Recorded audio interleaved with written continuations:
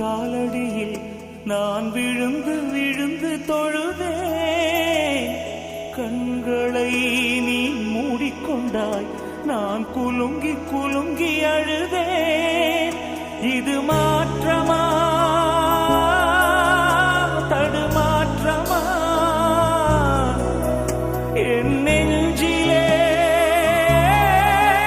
பனிமூட்டமா? நீ தோழியா இல்லை எதிரியா என்று தினமும் போராட்டமா? என் காதலே என் காதலே என்னை என்ன செய்ய போகிறாய்? நான் ஓவியன் என்று தெரிந்தும் நீ ஏன் கண்ணிரண்டை கேட்கிறாய்?